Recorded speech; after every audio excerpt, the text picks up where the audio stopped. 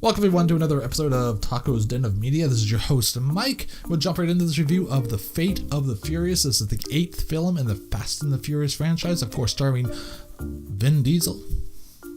I've only seen the first 3. I'll do a full disclosure. I've seen the first 3. I've never seen Tokyo Drift 5, 6, or 7. So I'm only going on what I thought of the first 3. I love the first 3. I thought they were fun, ridiculous films that are just exciting to watch. And unfortunately, this 8th one, directed by F. Gary Gray, fell flat for me. The story behind this is the team gets back together to steal an EMP device. And during that EMP device theft, Dom, played by Vin Diesel, turns tail and switches sides and goes off with Charlize Theron's character Cypher.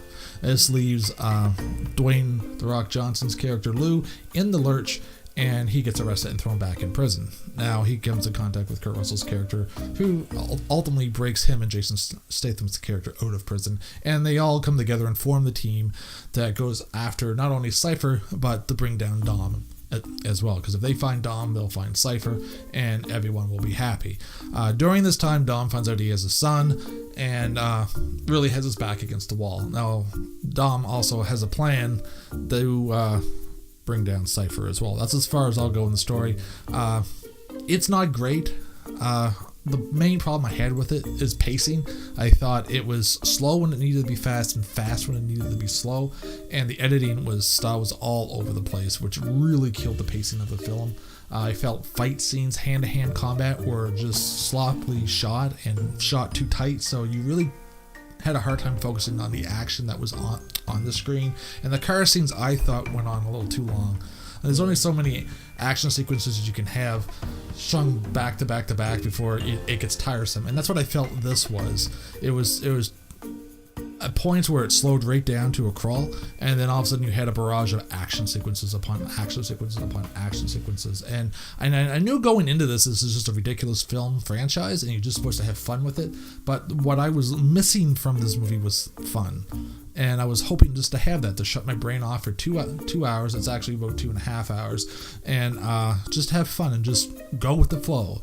And unfortunately, from the beginning of the film, the opening race thing was really fun. I liked that opening sequence. I really had a good time with that. And it's like, oh, this is going to be great. This is going to be fun. And The Rock comes on, and I love The Rock, seeing him on the screen. He's so much charisma. And he was the only character I really liked in it. Now, don't get me wrong. They all did a good job acting-wise. It's just that it was a terrible directing. Can I recommend this film? I think if you're a fan of the franchise already and you're heavily invested in it, you're probably going to enjoy it. Now, maybe I would have a different look if I've seen 5, 6, and 7, because this kind of ties into that whole storyline that they're going for. But unfortunately, I didn't, and I just walked away really bored with it. It just tired me out, and by the end of the movie, I was just like, oh, it's over. Thank God. Seriously, I could even say it looked good, because it's just I don't know. It was something about it that just put me off once the action got into it. It just wasn't fun, and I think that has a lot to do with the directing of it. And not so much, the writing was on par with what I've known from Fast and the Furious, so I wasn't expecting, high-end dialogue and high-end writing. I thought the banter between characters was well done. I really liked the banter between Statham's character and The Rock's character, Lou. I liked those two characters bantering back and forth, and I liked the bantering back and forth from the other characters. And like I said, everyone did a good job acting.